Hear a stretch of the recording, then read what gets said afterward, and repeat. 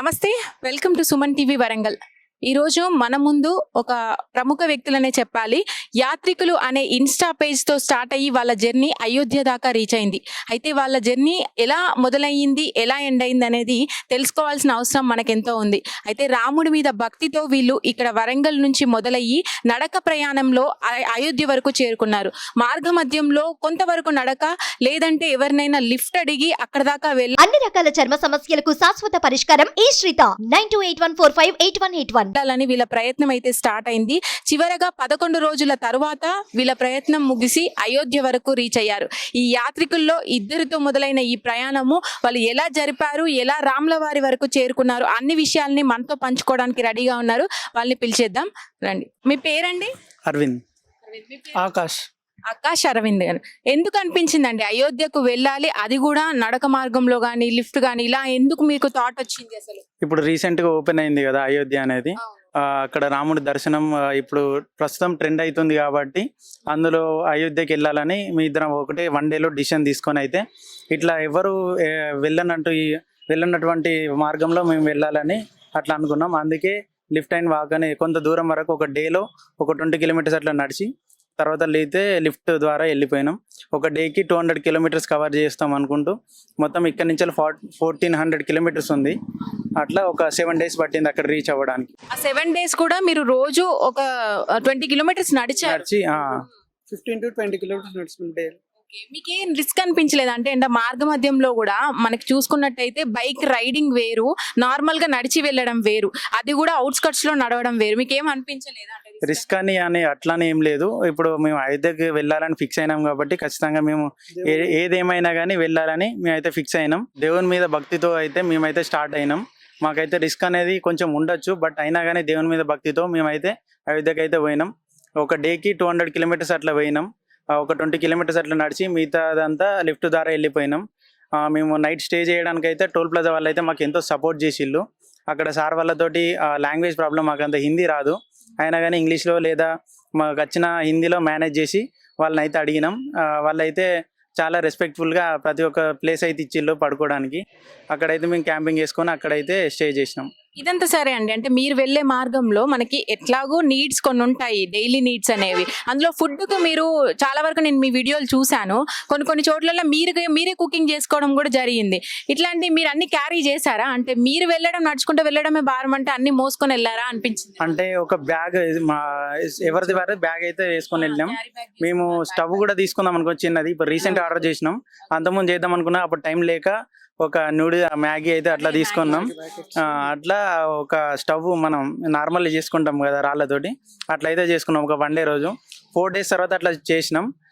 అంతకుముందు హోటల్ లేదా ఏమైనా ఉంటాయి కదా, అక్కడ మార్నింగ్ టిఫిన్ చేసి నైట్ అయితే అక్కడ డిన్నర్కి అట్లా ఏదో చిన్నగా చూసుకొని స్టే చేసినాం. ఫుడ్ కూడా చాలా ప్రాబ్లమే ఉంటుంది, ఎందుకంటే మన సైడ్ వేరే ఉంటుంది, అటు సైడ్ వేరే ఉంటుంది.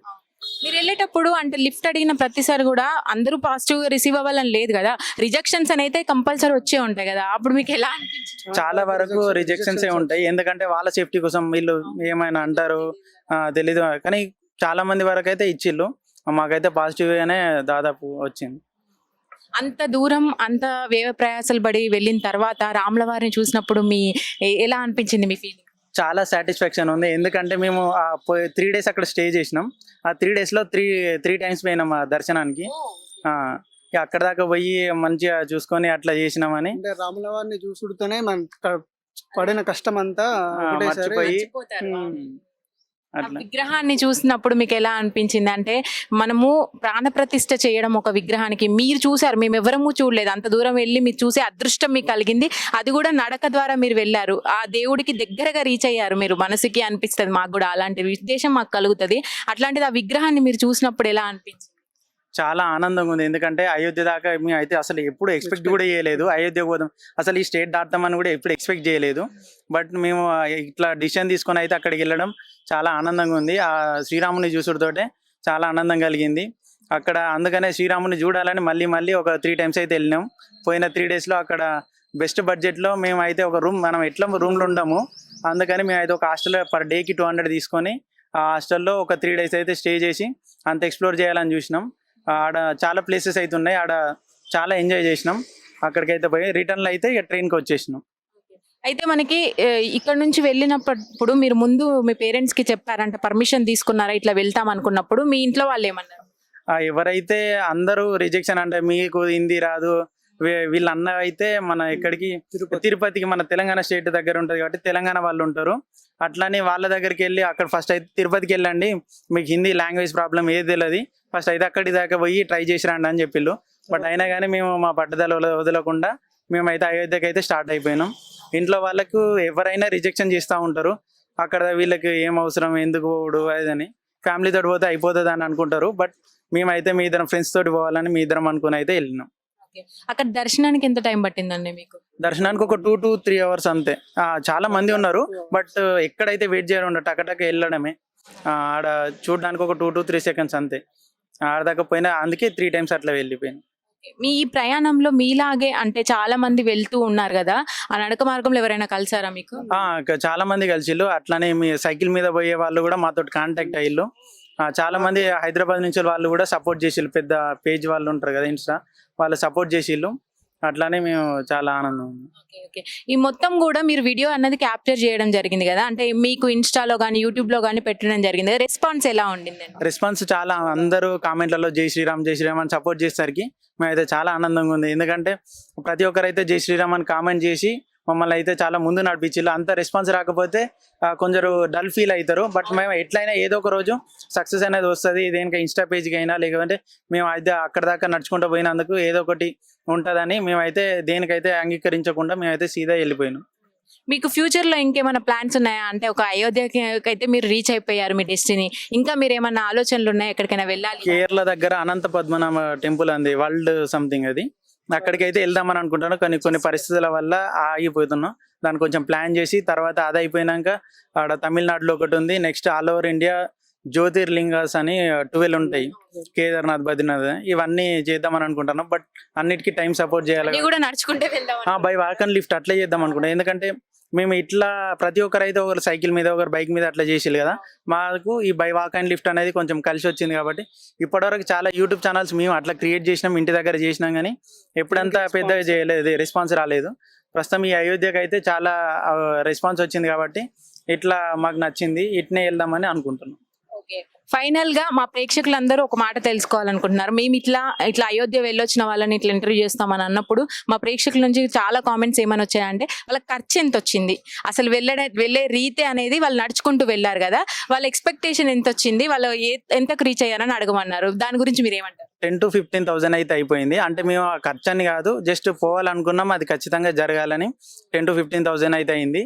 ప్రతి ఒక్కరైతే మీ ఫోన్పే నెంబర్ చెప్పండి, అట్లా మీ అందులో మా ఒక డే టిఫిన్ ఎక్స్పెండిచర్ ఒకటి 1 dayకి మేము పే చేస్తాం అయితే అన్నారు.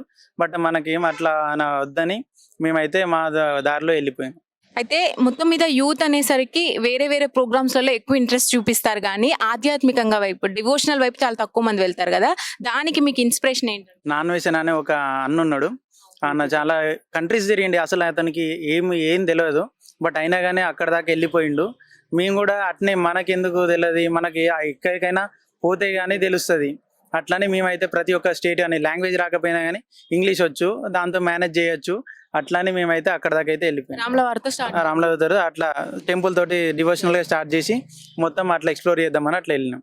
ఫైనల్ గా మీలాగా ఎవరైనా ముందుకు వెళ్ళాలి, ఇట్లాంటి ట్రిప్స్ వెళ్ళాలి అనుకున్న వాళ్ళకి మీరు ఏం చెప్తారు, ఎట్లాంటి సజెషన్స్ ఇస్తారు? మేము పోయిన దగ్గరనైతే పోయే దారిలో అందరూ అయితే యూపీ వాళ్ళు మంచోళ్ళు కాదు, అట్లా కొంచెం జాగ్రత్తగా ఉండండి అది అనుకుంటే చెప్పిళ్ళు. బట్ వాళ్ళది కూడా పాజిటివ్ అట్లానే మేము విన్నాం. అయినా కానీ మేము పోయిన వారిలో అయితే ప్రతి ఒక్కరు ఆపి టిఫిన్ చేయండి, లేకపోతే అట్లా రాములు నడుచుకుంటూ వస్తున్నారు కదా, అట్లానే మేము పాజిటివ్గా రెస్పాన్స్ తీసుకున్నారు. అట్లానే మేము చాలా ఆనందంగా ఉంది, ఎందుకంటే వాళ్ళు అట్లా పాజిటివ్గా తీసుకున్నాను. ఇంటి దగ్గర ఎవరైనా కానీ ఎంకరేజ్ చేయరు, ఎందుకంటే వాళ్ళకు కూడా ఏదైనా భయం ఉంటుంది. మేము అక్కడ దాకా వెళ్తానప్పుడు మనకు లాంగ్వేజ్ రాదు, అవసరమా అక్కడ దాకా వెళ్ళడం, ఏదన్నా జరగరానిది ఏదైనా జరిగితే ప్రతి ఒక్కరైతే అట్లా చెప్తే వినరు, అట్లా వీళ్ళు ఏదైనా ఇట్లా జరుపుకొని వచ్చిల్లని అంటారు. కానీ ఎప్పుడైతే మంచిగా వచ్చినామో వీళ్ళతో అవుతుంది, వీళ్ళు చేస్తారని ప్రతి ఒక్కరు అయితే మళ్ళీ పాజిటివ్ అవుతారు. ఎవరైతే నెగిటివ్, మంచి జరగకపోతేనేమో నెగిటివ్ అంటారు, మంచి జరిగితే పాజిటివ్ అంటారు.